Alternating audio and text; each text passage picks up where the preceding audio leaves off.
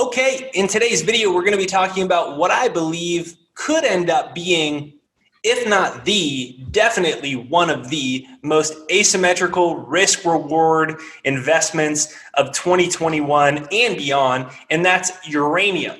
So, as you know, uranium and silver are my two largest investment positions. They're the things I think present the best opportunity. So I always try to have full-time uranium investors on to keep us up to date on what's happening in the markets. And today we have Terry Papineau, and he was retired and is now 100% in uranium. And we're going to be covering some interesting stuff here today. So first, I want to encourage everyone to hit the like button on the right side right over there, the left side right over there. This will send it out to more people. Our channel has grown very, very, very quickly, very fast, and it's because of you hitting the like button, leaving a comment, sharing these. So without further ado, I want to thank our channel sponsor, which is Vizsla Resources, although I know they're changing their name here soon to Vizsla Silver. So I think that'll be fun. They're based out in Canada, out there near you, Terry. So thank you, Vizsla Resources, or soon to be Vizsla Silver, one of my favorite silver stocks. And without further ado, nice to see you, Terry. Yeah, nice to finally meet up, Jake. I mean, we've been exchanging direct messages on Twitter, and I've been, watching your videos and liking your comment. And so thank you very much for having me. And I just want to tell people this is my COVID hair. I'm trying to get the deuce look, but apparently I've got a long way to go. Yeah, you got a long way to go. You're going to need some Bill Gates GMO seeds to make that hair grow a little quicker. So, all right, let's start it off with, let me ask you first question.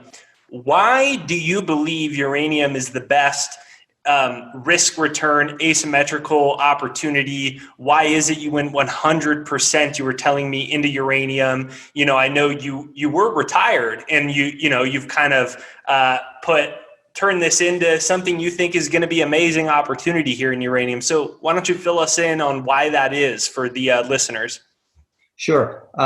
Just to make sure, I am still retired, and uranium investment is just my passion, and I'm just really drawn in by it. But the reason why I'm 100% in is because when I started doing research in 2016, I couldn't find any other, asymmetrical risk-reward ratio like the setup that I was seeing in uranium. And when I first started investing in early 2017, I thought that it was a 3 to 5 year trade. I was hoping it was going to be sooner, but we had a lot of setbacks, unforeseen setbacks, especially in the United States with Section 232 petition, the Nuclear Fuel Working Group, the Russian Suspension Agreement, which kept the utilities on the sideline. It kept them from starting to contract. But I mean, I was looking at the valuation of some of these companies, and how even the junior explorers had survived the brutal bear market, and they were still alive. It had gone from like 500 companies at the peak in 2007 or shortly thereafter, to down to about 50 companies. And those companies, stuck around. They made it through that harsh winter. And, I was just seeing blue skies ahead. Now, barring, a major catastrophe, God forbid, and touch wood, I think that the setup now is better than when I started. Because of that pause in the contracting from the utilities, now they need to buy and they need to start contracting for around 1 billion pounds of uranium from now to about 2030. Wow. And so if you average it out to, well, that was in 2020, so about 100 million pounds a year they need to contract.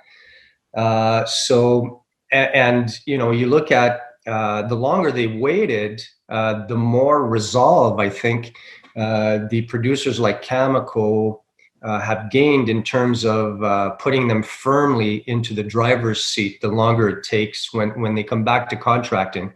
I think they'll be able to, the first utilities will be able to sign contracts at the best prices, and then when others start piling in, you're gonna see Cameco's contract book getting filled, Kazatomprom's contract book getting filled, and then higher cost producers are going to need to step in, and so that's going to raise the price of uranium. And long answer to a short question, but looking at the valuations of the companies, there's a report that Quakes, I think it was Quakes, put to us on Twitter that was prepared by Sprott in February of 2007. And if you don't have it, I'll send it. I'll send it. Yeah, I'll send it to you. But so Sprott, they I'm just using this as an example, but they followed about 50 companies there. They were talking about their market caps. So you've got juniors there that we don't even know about anymore, that that were maybe bought out or just fizzled out or something. Someone ended up taking them over, worth like 300, 400 million market caps in 2007. And you look at some of the juniors today, like some in the Athabasca Basin, their market caps are 15 million, 20 million, 25 million. In December, some of these juniors ran up to a 50, 60 million market cap. They came back down now. But, I believe that, you can get into some of these pre-discovery juniors at really relatively cheap valuations. And when the bull starts running, I think that we're going to see valuations go up very quickly. What we saw in December was just the start. It's just the first pitch in the first inning. Yeah, so one of the things that I find interesting, in a lot of ways, the uranium market reminds me of the silver market, in that people get hung up on the spot price, but neither in the silver or uranium market do I feel like it reflects reality at all, or the urgency of the situation at all. And more recently, there's been talks, and I think about this GameStop type of situation. Then it brought up this silver squeeze situation, and more importantly, I think it brought up into people's minds the idea of supply and demand, which seems to be almost like a foreign language to retail investors. And so I wonder, first of all, do you feel like there are big players that see a potential squeeze in the uranium supply that can move the market? And secondly, are there vehicles for us as retail investors to, obviously you can't take delivery of uranium into your bedroom, but are there vehicles like there is for PSLV? Sprott owns PSLV, and PSLV is his trust for silver that owns an incredible amount, and you can buy and they take delivery. Is there a way to do that for us to speed up this process so we're not sitting in limbo? Or do you think some hedge funds are going to come in pretty soon? What's your thoughts on all that, squeezing the above market? Well, in the last bull market, and uranium, Justin Huhn, Uranium Insider, I think he talked about that very well on your last interview with him. Money was made by hedge funds coming in, buying up physical silver. What they did first is they started buying some shares. They took positions in equities, and then they squeezed the uranium market by coming into the market, buying physical uranium, and driving the price up. And hence, the torque that the equities got. They made a lot of money on the equities because the equities went up when the uranium price went up, and that forced the price of uranium up, and it created that herd mentality with those utilities. So they all started buying, contracting, drove the price way up. So they also made money with their physical that they purchased. So yes, there are two vehicles that I know of where what they do is they actually purchase yellow cake, they store it. One of them is Uranium Participation Corp. The other one is Yellow Cake, YCA. And so everybody was hoping in December that one of these two funds or some other hedge fund would come in and buy uranium because Yellowcake, I know that Yellowcake has an agreement with Kazatomprom where they can buy a fixed amount every year. And I think it's at spot price. So everybody was hoping that a deal would be reached at the last minute so that especially once Cameco announced that Cigar Lake was put on care and maintenance again, temporarily shut down because of COVID, that would have really helped torque things in the uranium sector. So yeah, hedge funds can still come in.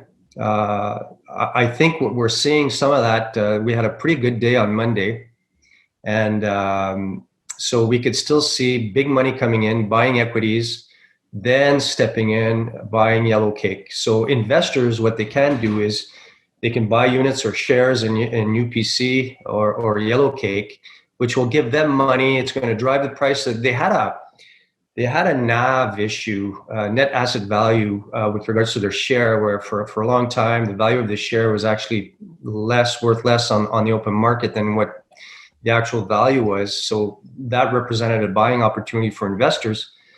But the more, the way I understand it, the more shares that they sell, the more money that they can bring in, and then they could step in and buy more Yellowcake. So that's the way that I know for retail investors to be able to step in, buy physical. We got to popularize that instead of waiting for the hedge funds. We got to beat the hedge funds to that.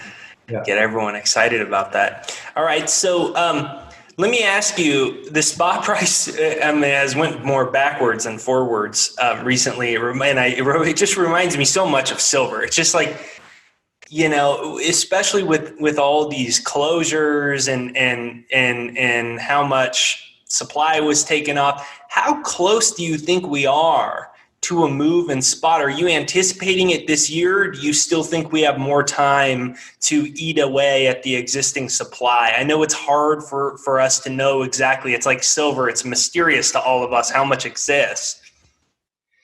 Well, so it's very difficult to pinpoint exactly where, how much inventory there is out there, how much secondary supply is available, how much mobile inventory is available. But it's getting close to that. Trader Ferg Cullen talked about it. He said it's like a bunch of cars that are, on a racing loop, and they're just waiting to run out of gas. And once one of them starts running out, the other ones are going to run out. So I think we're there. I think we're very, very close because, starting 2023, 2024, there's going to be major supply issues and beyond. And when you listen to Kazatomprom, they themselves are saying that by the end of by around 2030, there's going to be a need for 2 more Kazatomproms. And when you figure that they produce about 60 million pounds a year, that's 120 million pounds. So you've got a couple lakes there, a couple mines that'll be coming off. Like Cigar Lake is scheduled to come off around 2029, 2028. Depends on how much they'll be able to produce in the coming years. And there's also a plan for expansion. It'll depend if Cameco decides to expand it. But so there's that billion pounds that needs to be purchased and secured. And everybody knows that there's off-market discussions being had between the utilities and the producers. So it's going to be, once that first contract is signed, or those first contracts are signed, then I think it's going to be like just a domino effect. But with regards to the price of uranium, Cameco needs to buy. Kazatomprom is going to be buying. Obviously, they don't want to move the price up before they purchase, or they're going to want to try to make some sort of arrangement to be able to secure pounds. So, I think that 2021 looks like the year that we're going to start to see another significant move in the price of uranium. Now, keep in mind that the price of uranium itself is in a bull market, as far as I'm concerned. It went to a low of $18 a pound. I think that was in 2017 or 2018. And it went from $18 to about 29, then fell back down to about 24, where it stayed there for about a year. And then last March, when Cameco and Kazatomprom announced that they were temporarily suspending operations because of COVID or the pandemic, the price went all the way up, shot to $34 like in 3 days, and settled back down and found a nice base at 29. So, the price has been moving up, steadily and holding there. So I think we're going to see another important move in 2021. Yeah, that's what I think as well. So let me ask you, what's your personal feelings on where the price can go? I know many say the price needs to go to about 60 to bring these other mines online to meet this increased demand. Where do you think the price can go? I definitely think that we're seeing $70, $75, $80 uranium sometime in the future. The price needs to move. It's not, we're hoping, it needs to move to a certain price to incentivize new production. That new production is needed. So just to feed the current nuclear fleet of worldwide nuclear reactors, we need new production to come online at some point in time. So, logically,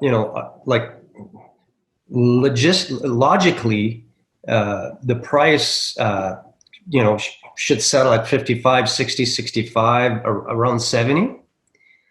And that should help incentivize some new production. But, when you look at the setup in the last uranium bull market from 2003 to 2007, once financial players came into the sector and started scooping up yellow cake and driving the price up, I mean, it could run. I think it could run. Yeah, I think one of the things that's discounted that a lot of people, especially very, very professional investors, I think discount because it's so fundamental oriented in their ballpark. And we're seeing it. I mean, what happened with GameStop, the silver craze seems to, at least in the media, be short-lived, although all these bullion dealers are out of silver. And you've got this Robinhood environment. You have the internet now. I think most retail investors don't even care what they buy as long as it goes up. And so when that starts to happen, I think it's going to be madness. The market cap and the amount of even stocks that are available is so infinitesimally small that I personally think that it has the potential. I don't even think it has the potential. I think it's going to happen. It's going to be a black swan. That's going to happen to silver too, but uranium's even smaller than silver. There's even less companies. And so that's another thing that gets me pretty excited. What do you think about the prospects of that type of fear of missing out craze, especially where, there's a lot of people trying to find good returns on capital, whether it's hedge funds or retail investors or pensions? What do you think about all that? I completely agree with everything you've just said. You look at different sectors. The cannabis sector, I think, is a very good comparison. When cannabis became legal in different places like Canada, a whole bunch of new cannabis companies started popping up, and investors just piled into the sector, made a ton of money. Those that came in early and they made a lot of money. There's also investors that came in late and didn't make money because the sector started going down in 2019, I believe, the summer of 2019. So I completely agree with what you said. With what's happening now, with how people are digitally and through social media connected, and how you see people just sharing messages and this sort of like flocking into one sector, like we did with GameStop, for example. I think that the potential is there to drive some of these equities to ridiculous levels. And I'd also like to add that, in 2007, that's 14 years ago. So I don't think that there were as many people that were as connected as they are now. However, people today know about the last bull market. People are talking about this uranium bull market. So people have sort of a memory that it occurred, or they heard, either they witnessed it themselves, or they're hearing people talk about it. So it's kind of like being built up. And so I think that when it occurs, a lot of money could pile into the sector and drive some equities to ridiculous valuations. Yeah, that's what I think. I wonder, even if the price doesn't go as high as the last one where it went over 100, I actually think the equity still might outperform the last one just because of the amount of liquidity and there's a couple of these stocks that are on Robinhood, and there's a huge retail YouTube investor crowd as well that that doesn't care about uranium, and they don't care about precious metals. They just care about what's going up. And so I think that that's very exciting. Let me ask you, what are the ways that you are playing this market from an investment standpoint? Well, that's a good question. I actually shifted my focus when I started investing in 2017 in this sector. I was buying, I was just like, I didn't even know what spot price and term price. And it is quite an obscure sector. Like, it's complicated. So I started out like cautiously. I bought Cameco, and then Denison, the more well-known names. But what I've done since last year is I started shifting my focus, and now the majority of my portfolio is in the junior explorers. I find that the value in those companies is, in the quality ones, is like the market cap's like 15 million, 20 million, 25 million market cap. That.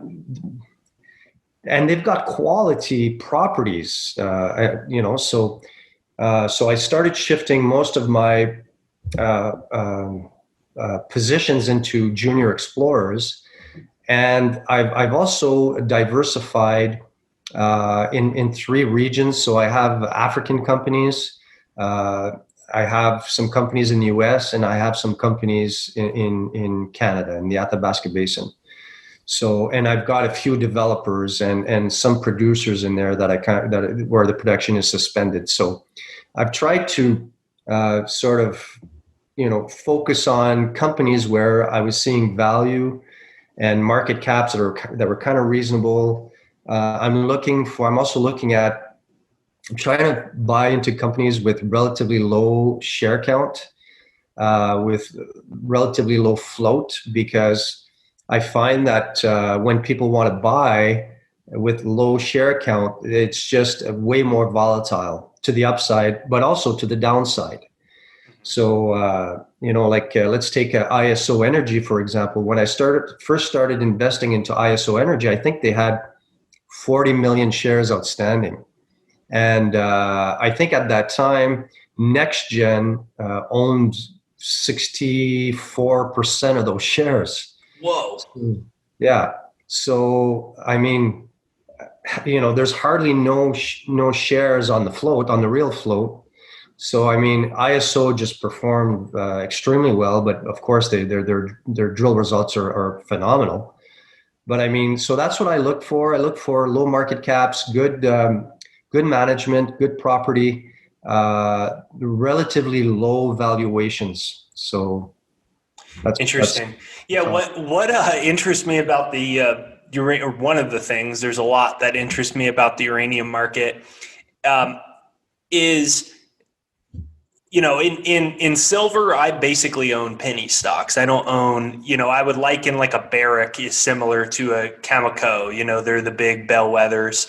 I don't own any of those. And, in silver, there's a lot of very risky stocks that are 40 cents, 60 cents, 70 cents. Well, the ironic thing about the uranium market is you have, tier one, top of the line companies like Denison that are penny stocks still, though, and they're publicly traded. I mean, all these penny stocks I buy in silver on the OTC, I just can publicly buy Denison. And so it's pretty interesting to me on that component, too. I think it just, to a layman like myself, it just makes me go, this is such an underfunded market. Yeah. It's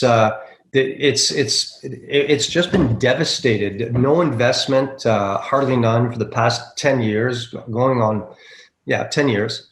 And, you've interviewed Rick Rule a couple times, and he says it best. It's not a question of if, it's a question of when. In the United States, nuclear power is about 20% of all homes, of all energy, of electricity needs. So, I mean, everybody's talking about electric vehicles. Where are we going to get the electricity to charge these things? Hamster wheels. What's that? We're going to get hamster wheels. That's what we're going to do. Hamster wheels. But so, I mean, and the other thing that, somebody was messaging me the other day, saying, well, nuclear is dead. It's going to be something else. Listen, these utilities have paid like billions of dollars to build these plants. They need to recover the money that they sunk in those plants. And the only way they can recover that money is by having them run and selling the electricity. And when we're seeing that these permits are now being extended by 10 years, an extra 10 years, 20 years, the longer that those plants are running, the more money they're going to make for the utilities. So, I mean, nuclear is not dead. It's a growing business. And I think that with the advent of small modular reactors, I think that, when you look at just the baseline scenario in terms of uranium consumption, that's just taken into account the existing reactors, like Mike Alkin has done this brilliantly. You take and Timothy Chilleri, you take the existing reactors and you just factor out how much they're going to consume. Well, when you start adding in all of the kind of the positive energy that we're getting now, we're from many different places in terms of like kind of a nuclear renaissance. I don't know if that's a thing, but if these small modular reactors can start being deployed, that just creates more demand for uranium. So it's looking awesome. Do you think that, because it's a funny topic. I remember when I first got interested in uranium, a big guy in the gold industry set me up with a lunch with a big CEO of company on the NASDAQ. And we were sitting down for lunch and we were talking about silver primarily. And he has also basically a battery metals company as well. And so we were talking about me investing in it. And then I said, hey, by the way, you're talking about all these renewables and stuff. What do you think about uranium? And he actually, smart guy, worth, tens and tens of millions, huge company. And he said, it's dead. He said, you don't want to touch that. He said, it's gone. And touch on that a little bit more. You started to talk on that. I think your average person, you actually kind of have to go down the rabbit hole. Otherwise, you pretty much just assume that. I mean, I've been told that by many people. My brother told me that. He said, same thing. He said, no, you don't want to own those things. But what do you think about that? You touched on that. I do know I've seen the data on the incredible amount of new plants that are coming online over the next handful of years. What's your response to the uranium is dead argument, and such as what that individual said to me?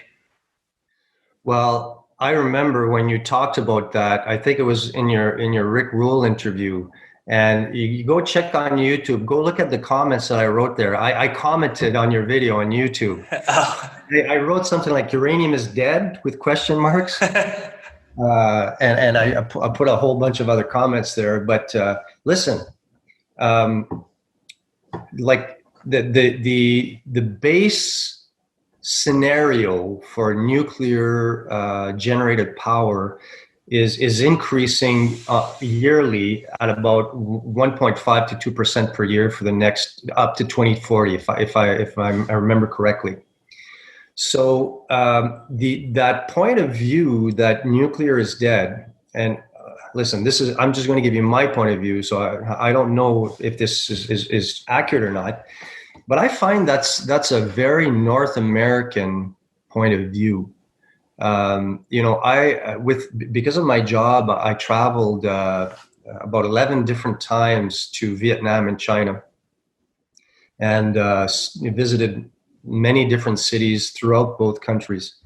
And like the quality of the air there, it's not as bad in Vietnam as it is in China, but it's you have to experience it to believe it. Mm-hmm. And Asia knows, like the Chinese, they know that the air pollution. The Chinese people, they know that they have a problem with air pollution. They want this solved. And, China is able to, because of the way that they're governed, they're able to, cut right through the noise and say, we're going to build so many nuclear reactors. I think they've got 40 on build right now. And oh, wow. Yeah, so same thing with India. So that kind of point of view is not well informed. Yeah. Because and listen, like I said just a little while ago, even if there is no growth in the industry, the existing reactors need to operate. And they need fuel to operate.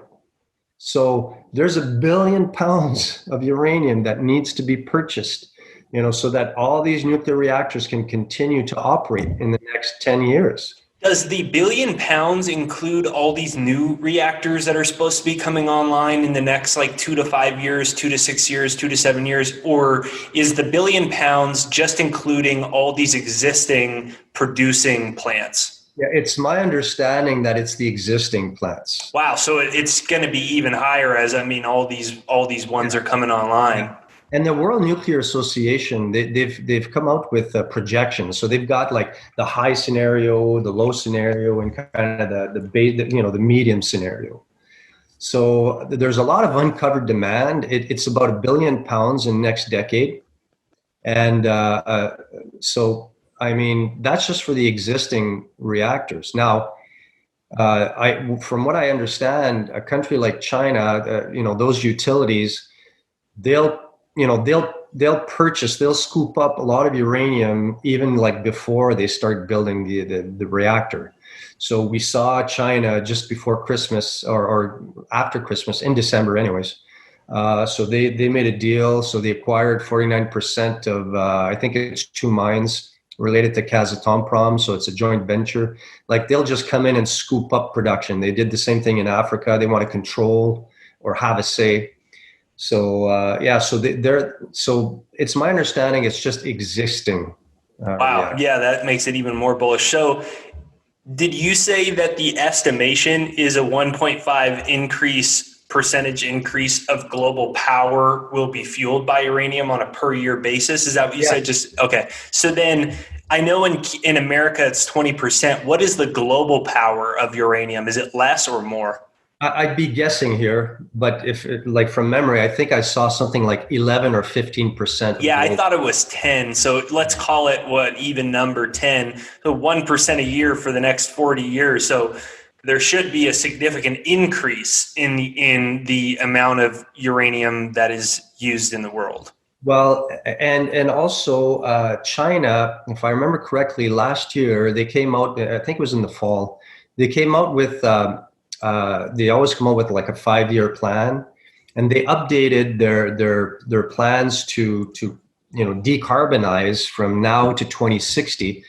And there was, there were figures being thrown out there that they need like, to double or triple the 40 reactors that are under construction right now to meet that ambitious goal. So China knows they have a problem. I mean, they're going to start they're going to just start, people are going to be dropping dead on the sidewalk here pretty soon if they don't make a drastic change. They already have. A serious air pollution issue. They know it. It's costing them a lot of money in terms of, disease and sickness and premature death rates. So, and the Chinese people, they want this fixed, and the government is trying to fix it. Like, they built that huge dam. They know they want to reduce their coal consumption because that's the biggest polluter in Asia. Interesting. And so let me ask you, as we kind of wrap up here, I'd love to have you back on as we get a little bit more momentum and happenings. Let me ask you here in conclusion, is there anything that you feel that I missed that's important, or any final important things for maybe someone that hasn't invested in uranium yet? I'm sure different than other interviews that you've done. I would imagine out of my audience, a lot of them are more centrally focused on metals and maybe other commodities, and some of them might have positions in uranium, but I would imagine there's a fair amount that don't yet, and they've heard these conversations, and it's starting to get appealing to them. Yeah, one thing that might not be talked about enough or not well explained, and I'm going to do my best to try to explain it. But even though uranium is such an opaque, complicated sort of sector, there's no guessing game here. Mm-hmm. We know exactly, and people have done this, like Mike Alkin, Timothy Chilleri, Justin Hugh, and bright people have done this. We know exactly how many nuclear reactors exist and are in operation. We know exactly how much they consume per year. We know exactly what the demand is. Mm-hmm. We know exactly, it's a mathematical fact. We know exactly how many producing mines there are, how many mines are on care and maintenance, how many mines can come online like at a specific price. So this is a mathematical sort of certainty. It's not like some other commodity where, and I don't want to get ahead of myself here because I don't know a lot about other commodities, where you're kind of trying to predict what the demand for that specific commodity is going to be. Okay, these are known facts. So when you look at the whole picture, there's glaring evidence that there's a huge supply-demand imbalance. And with the closures and the temporary closures of production because of the pandemic, I mean, the world's second largest producer, Cameco, has 0 operating mines. I know, it's nuts. Okay, so I mean, and the 2 mines that they own, like, you look it up. McArthur River and Cigar Lake, just Google world's richest mines. They're in the top 5 of any commodity because the grades are so high, they're so rich, and they're shut down. So, I mean, the production that's been taken off the market in the past 3 years is significant, and the impact on that it's going to have on reserves and stockpiles and is significant. And when Cameco announces that McArthur River is going to come back online, they're only going to start it back online when they contract those pounds out. When they can sell those pounds at a price that makes sense for them and for their investors. They're there to make money. So when they do announce that McArthur River comes back online, I have some friends who worked for Cameco and who worked at McArthur River, and have told me that that thing is going to take at least a year. before they can ramp everything back up to full production. Wow. So it's not like Cigar Lake, where when they temporarily shut down Cigar Lake last year, they sent all the workers home with pay. Okay. When Cameco announced that they were temporarily shutting down McArthur River in November, I think it was November 2018, they said it was a temporary shutdown. It was for 10 months. They sent their workers home with pay for that period of time. Then they announced, I think it was in July 2019, that it was going to be like a longer closure. So then they had to lay those people off. So McArthur River and Cigar Lake are two very complicated mines. People need to understand that they're in the Athabasca Basin, and the basin is just like a big bathtub, those metal tubs. And in the middle of that tub is sand and water. And that uranium is found on the bottom, at what they call the inconformity. So you got all that pressure on that sand and that water. So that water is under pressure. So they actually have to freeze all of the ground in order to be able to mine the uranium that's there. So it's a complicated mine.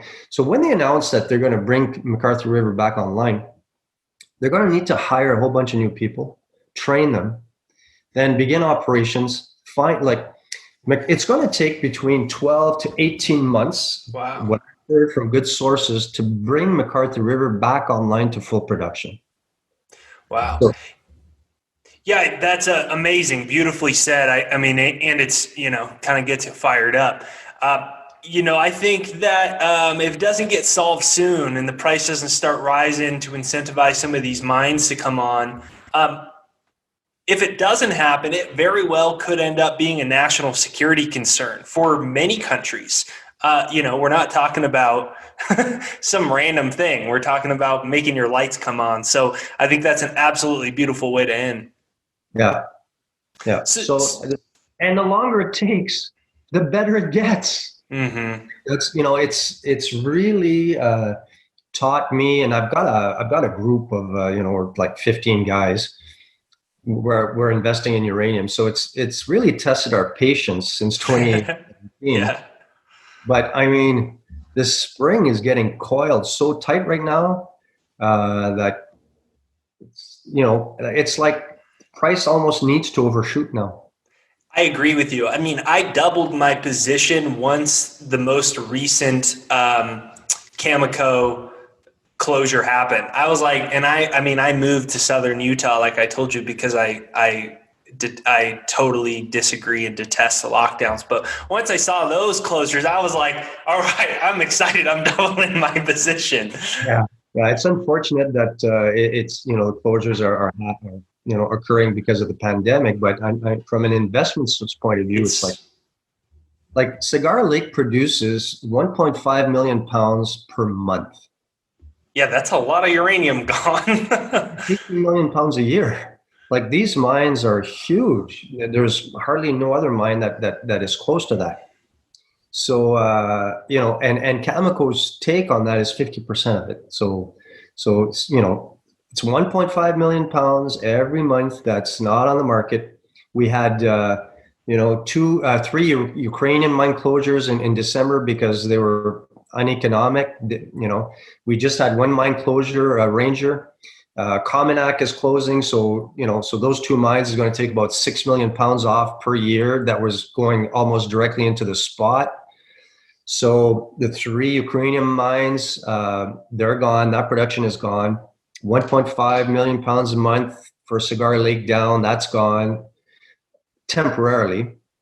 But I mean, it's like that pressure cooker. The pressure in there is just about to blow. It couldn't be a better environment, I don't think, to invest in. It's why I'm very excited about it, why I'm trying to have as many uranium guests on that are knowledgeable, such as yourself, and hopefully we steer some new investors in the direction. I think that it's all about us as inflation rises, as freedoms are taken away. It's important for us to secure our financial freedom, and I believe this presents one of the best opportunities to do so. So I thank you for coming on, Terry. Love to have you back on here as we start to get some action here pretty soon. So I want to encourage every listener right now to hit the like button, please, on the right and the left, right there down below. Please leave a comment down below. Why don't you let us know your uranium price prediction for 2021 in the comments right there down below. We'd love to see it. I'm going to link Terry's Twitter right there down below. So you go ahead and you can join and follow Terry right there down below. Let us know any questions that I missed, and we'll be sure to discuss them next time if you leave a comment right there down below. So thanks for joining, Terry. My pleasure. Thanks for having me on.